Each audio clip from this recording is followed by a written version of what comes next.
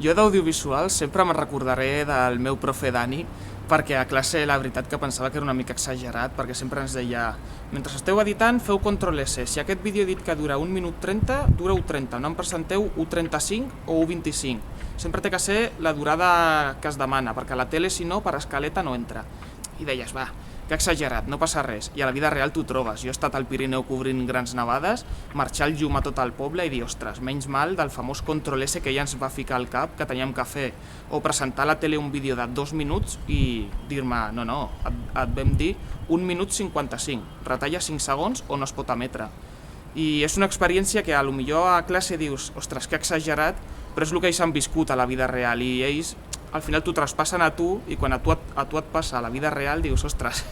i te'n recordes d'ells, en plan, ell m'ho va dir a classe i mira, això passa de veritat.